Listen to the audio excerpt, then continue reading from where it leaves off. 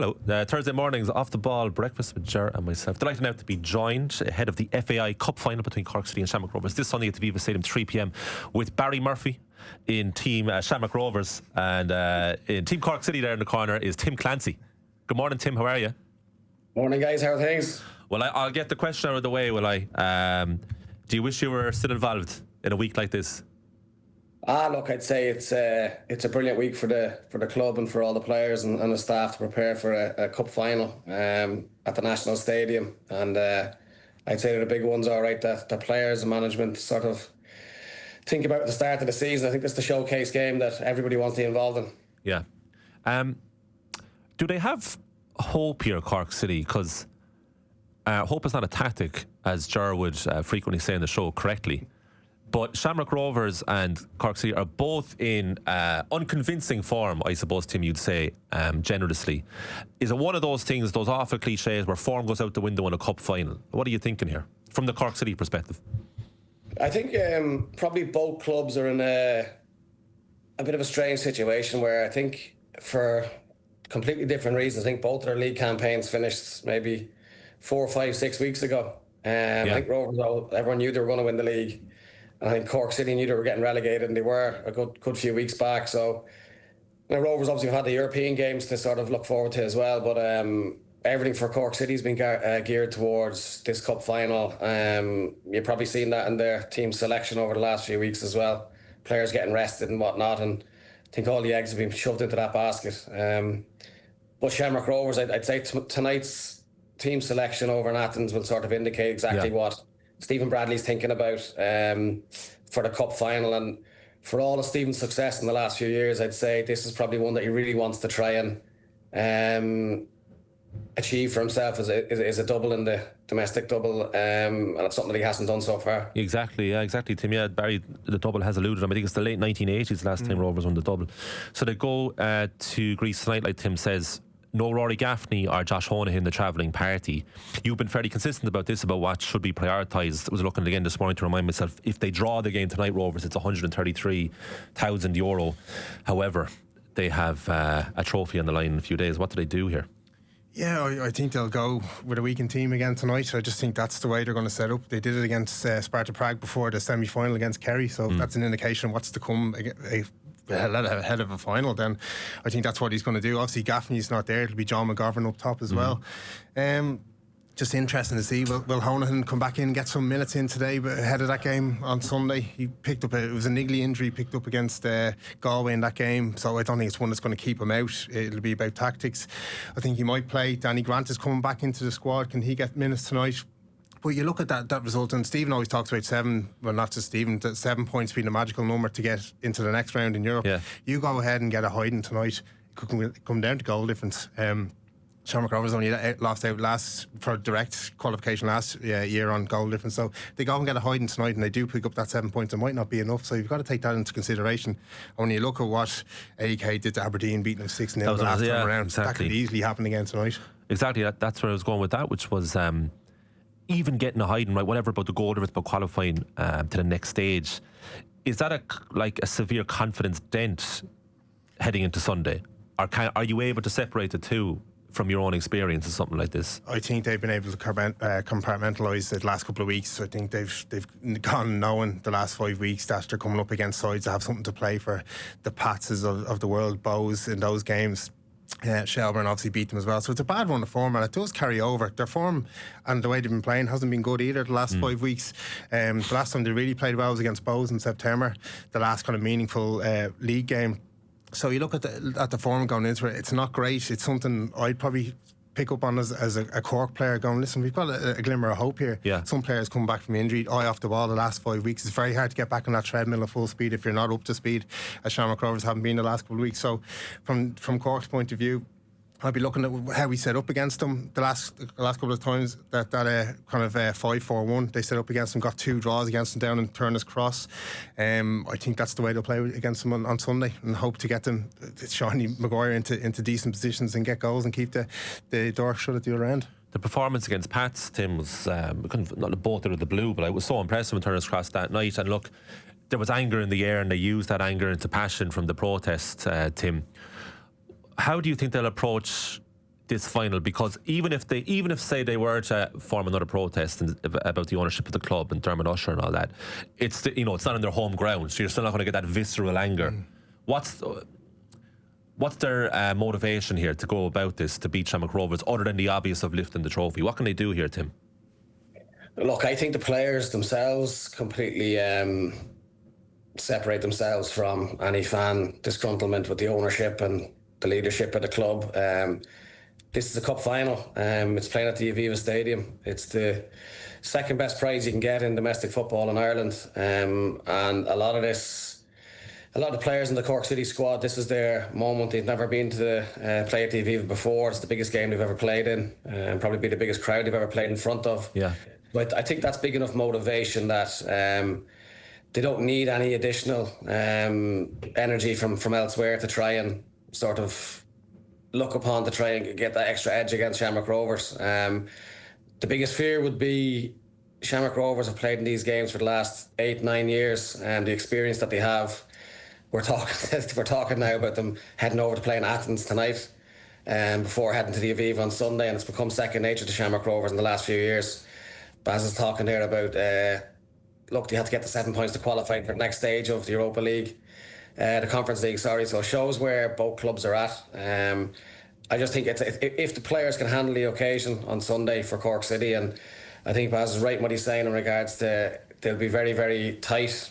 They'll probably restrict with their efforts going forward and try and make the game go for as long as possible and stay in the game, and then hopefully the nerves can get on top of Rovers and Cork City can get something out of it. Is what you imagine Ger Nash will do the same that you would do if you were still in charge heading into this final?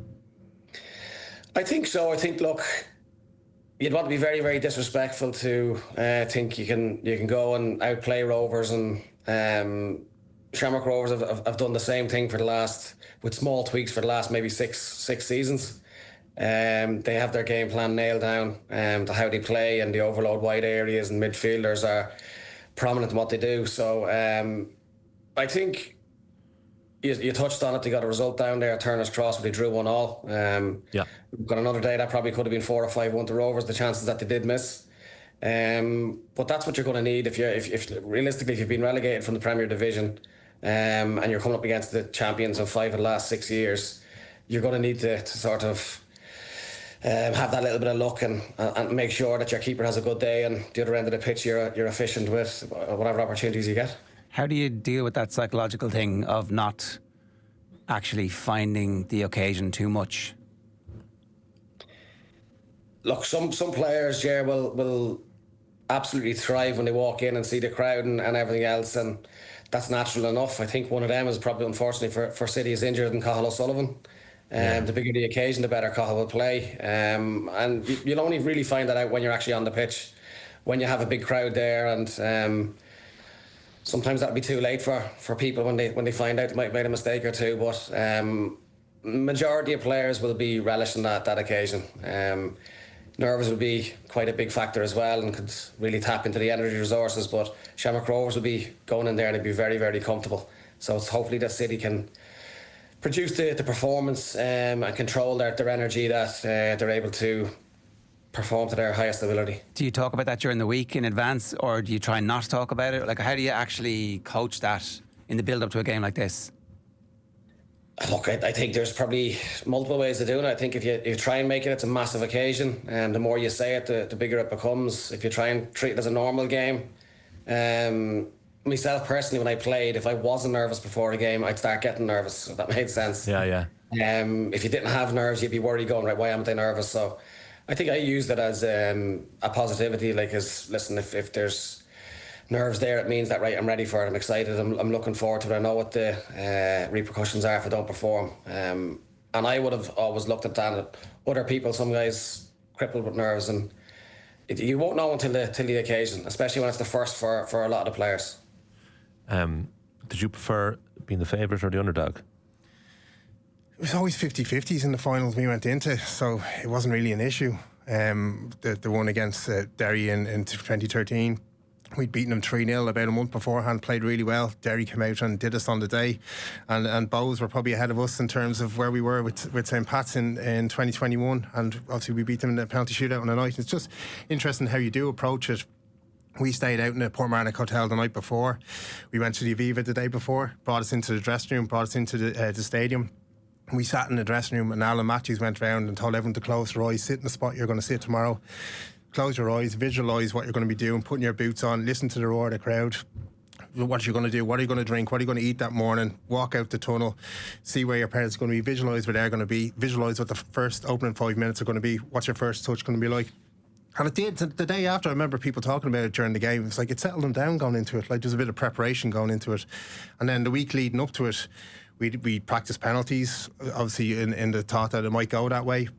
A lot of these finals do go to penalties in Aviva. And that morning we sat in Portmarnock Hotel and we sat as a team, and the management put on videos from all our families that they'd recorded the day before. So they'd gone around all the players' families, got little inserts from them, and it just helped galvanise it. And then in that dressing room, people were talking about, you do it for your dad was there in the video, like he's not able to make the game, you do it for him. And then the last to come up was Vidas Lavyaros and his family were coming over from the Czech Republic, and then as the screen just went blank, and then Jurgen Klopp popped up. So for him, for Viv, we were all looking at him, we'd no idea, and like for him to get that buzz, and Jurgen Klopp is going, oh, it's great, yeah, play St. Pat's, good luck St. Pat's, like, and it was brilliant.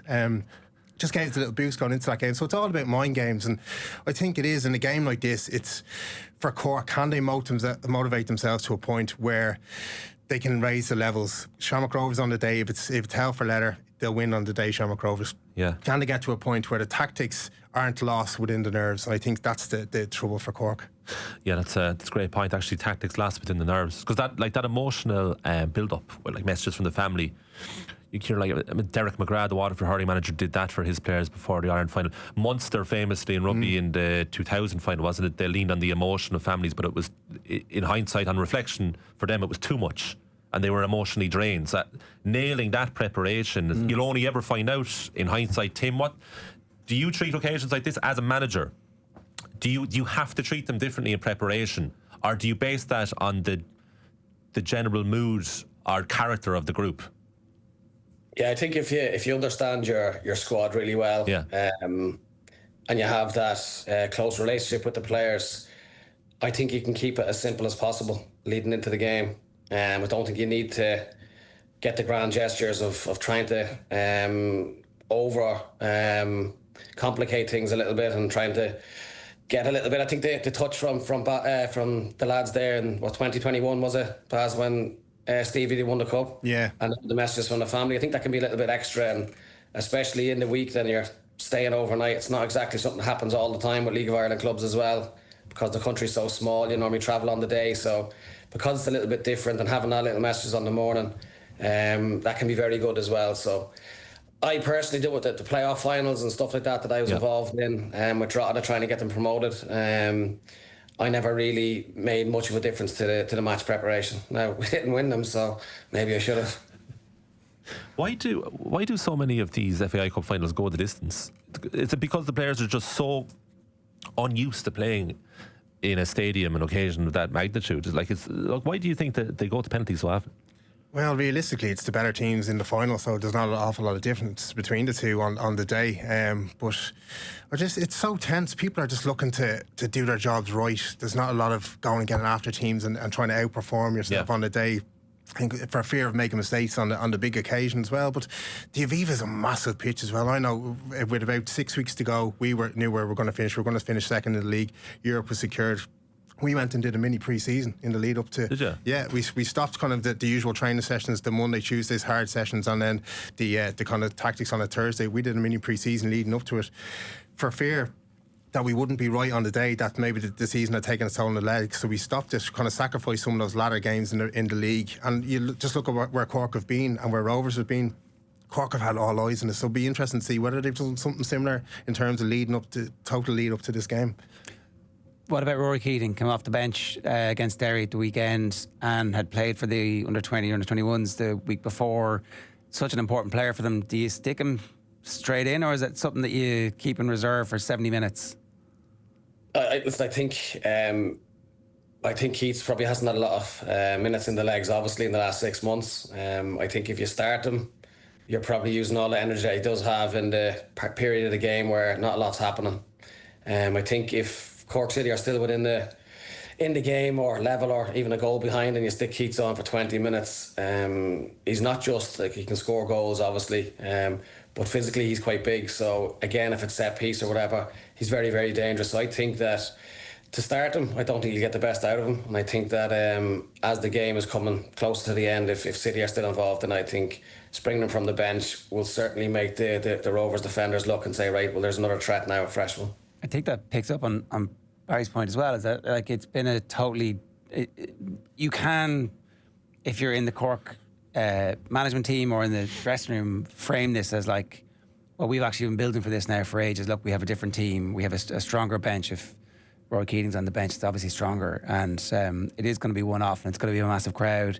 And all the pressure is on Rovers, really, to do this double that they have been unable to do for the last number of years. Yeah, and I think if you look 12 months ago, all the talk was Derry would beat Drogheda. Drogheda were complete underdogs. Now, what I would say is I think Drogheda are far more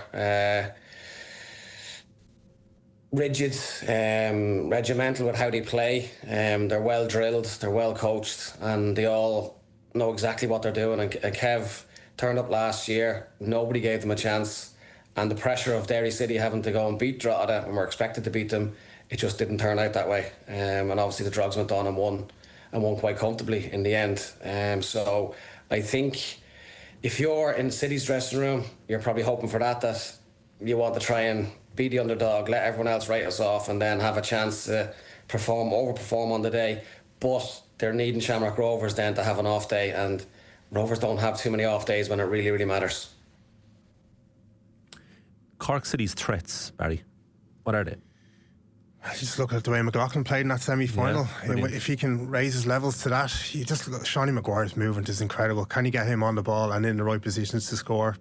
I think the blueprint is there from I was covering the Shamrock Rovers and Galway game last Wednesday. Galway just sat in kind of a banks, basically a 4-1, 4-1, sat in, soaked it up. Rovers couldn't break it down. Brendan Clark didn't have a save to make, really, until a bit of quality from Dylan Watts broke the deadlock with a free kick. But the difference was they had nothing up top. They weren't threatening at all. The difference is Shawnee Maguire. You get him in the position to score a goal, he will take those chances. So it's about keeping it tight at the back. It's a brilliant point from Tim about Keith coming on as well at the right time of the game. You don't want him doing the doggies up top. When Shamrock Rovers, they're knocking it around the back, which they inevitably will. The way they play with the 3 centre backs and 2 high wing backs, they'll just knock around. And if you're playing with 2 up top, Maguire and Keats, they're going out to the wing backs, back into the centre halves. You're just wasting energy. I think it's a brilliant point that the Keats could make a difference. When maybe Rovers are tiring, can the schedule catch up with them a little bit? If Cork do keep it tight, I think that's the out. It could be a late one for Shawnee Maguire in the Aviva again. I mean, if you had a fit Sean Maguire at the start of the year, Tim, who knows what could happen with Cork City? I mean, it's not always down to one player, but I remember him getting injured. Was it away to Waterford? Yeah. Very early on. And I could see the frustration in your face because it was a symbol of Cork City supporters. It's an unfair question to say, does he still have it? Because like you've pointed out with the threat he has, he's a big game player. Comparatively, certainly to other Cork City players, he'd be used to this occasion. Can he galvanise the rest of the squad here, Tim? Or is it too much pressure to put on Sean Maguire's shoulders, considering fitness is always a bit of a concern? No, look, I think Shawnee is... he's a full international. Yeah. I played against Shawnee before he left to go to England, and he was on the shoulder, sharp, brilliant movement, great little finisher, decent in the air, obviously.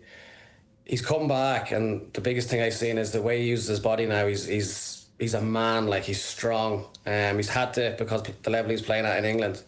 And it's probably underrated is, I think in a semi-final against Pats, which doesn't happen too often, I thought he bullied Joe Redmond. Every ball that went up, backed in, took it on the chest. And Baz spoke about it there in regards to Evan McLaughlin. It allowed the likes of Evan and other players to get up the pitch then. As soon as that ball sticks with Shawnee, it gets them up the pitch. I think that's the biggest role he'll probably play on Sunday, is if he can hold the ball up against Rovers and get City up the pitch. But there's not a whole Pico Lopez is going to allow Sean Maguire to bully him. Look, Pico's phenomenal player.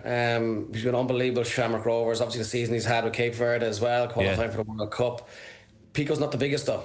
He isn't. He's aggressive, but he's not the biggest. Shawnee's very, very strong, and it's underrated with how strong Shawnee is. He's also very clever. He'll take knocks if Pico's going to be aggressive with him. If Shawnee starts going down and Pico go through the back of him, he could get free kicks, get them up to the far end of the pitch, get balls into the box as well. And the way Pico plays, he likes to be tight, he likes to be aggressive. Shawnee's very, very clever at holding the ball up and rolling players and whatever else. So it's not going to be an easy game for Shawnee by any stretch of the imagination, but I don't think it'll be too easy for the Rovers centre halves either. You sound confident enough. I just think, look, it's the last game of the season. There's a lot of really, really good people down in City as well that have gone through the mill, I suppose, the last few seasons with promotion, relegation. And there's a lot of really good players in that dressing room as well. And I think that on the day, if they can perform, we've seen a glimpse of it against St. Pat's in the semi-final. I'm not sure Shamrock Rovers have that Pat's performance in them, if I'm honest. I think there's too much of a machine now at this stage with success. But I still think that if City can perform to their best, and if they defend well and ride their luck a little bit, listen, they're going to have half a chance. It should make no sense that the league champions against the relegated side would be a contest, but I think you're right, though, at the same time. And who would have thought that a few weeks ago? I don't know, in my point of view, is it too much recency bias at Rovers and really poor form? Well, there is a world in which it's just a routine Rovers victory, two early headers in the first half, and they just control the game, and the last 15 minutes is ole, ole, ole. That's like, there's also that scenario. Yeah, but I just can't see that. I think this will be a serious game, and it shouldn't be, but I think it will. First 20 minutes is key. You can't concede in that. If you concede there, the floodgates could open for Shamrock Rovers, and I just think the first 20 minutes are key. Yeah, if Shamrock Rovers, like, there could be a sort of repeat of Derry against Shells when Duffer first took over. Yeah. And got an unbelievable run to the final, and then it was a 4-0 win for Derry, and again, it was an early goal. I think it was Ryan Graydon whoever scored the first goal, and the second one came pretty quick in the first half, and it was more or less over then.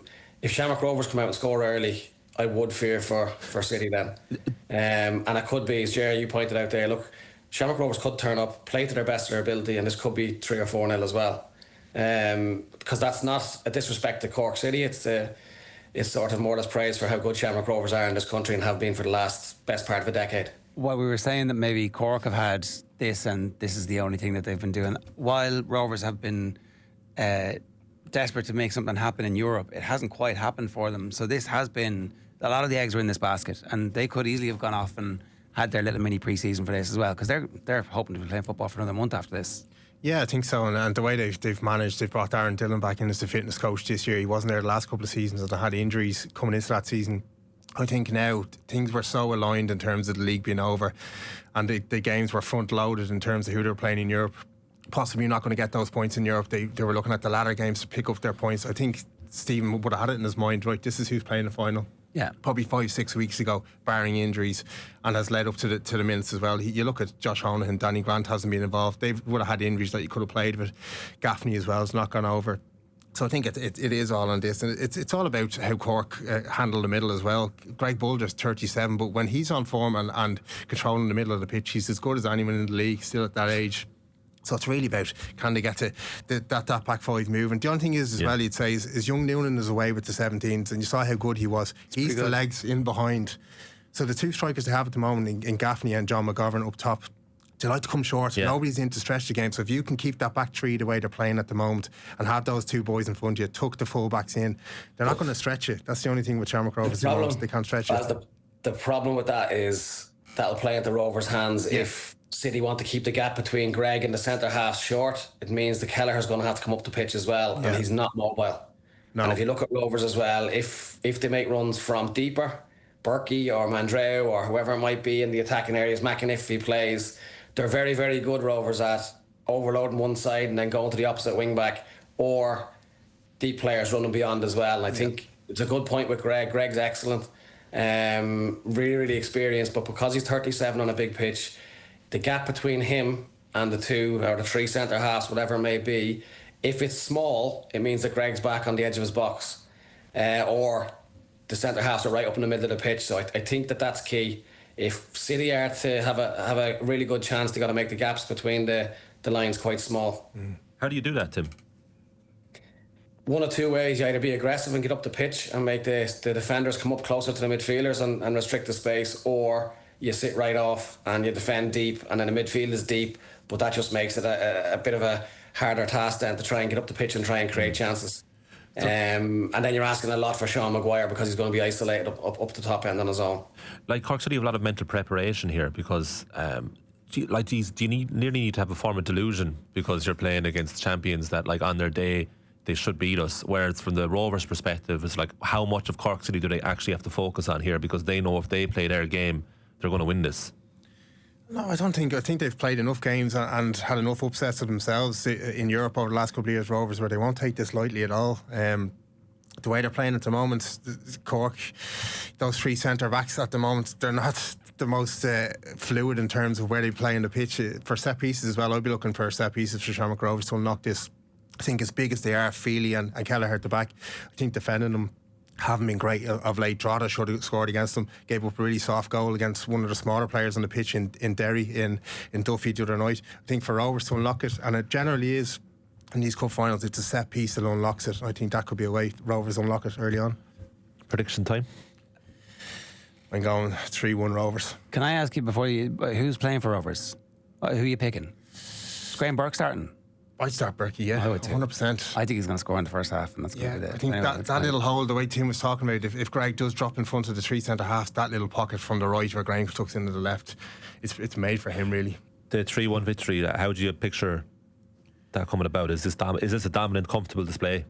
No, I think it's Rovers score in the first half, score again in the second. I think Cork gets themselves back into it and Rovers kill it. I think they're more than capable of scoring. Cork, they've enough quality in the team, and Rovers haven't been as stringent at the back as they usually have. They've leaked a couple of goals. The back three hasn't looked great as of late. Lee Grace has come back in from injury. He gave away the penalty last week. Got sent off the week before. Is not up to speed in terms of injury wise. Pico's got a lot of minutes into his legs, as quality as he is. We saw what Mason Melia did to him for Pats in Tala. Can spin him the way Tim was talking about. Maguire could potentially do. They do concede a lot of goals at the moment, Shamrock Rovers. So there is a chance for the rest of the way. Cork scoring. The pressure's on Shamrock Rovers here with resting players tonight in Europe, and then to get the double that Stephen Bradley hasn't done. But Tim, there's pressure on Cork City too, because if they lose this final, they're into the first division, and then the anger returns, and maybe more worryingly a bit of apathy as well. Yeah, I think that's probably the biggest thing for City is the cup run has maybe delayed the onslaught of the frustration of the fans. And again, if they win the cup, I think it's definitely a massive plus for the club. If they lose the game, there's two ways of losing it. They can lose in a very tight game where they do very well, or if they're well beaten, which would be a fear. I think the frustration might come to the boil then. Before we let you go, a lot of Irish football fans probably getting a proper introduction to Jayden Uma yesterday for the under-17s.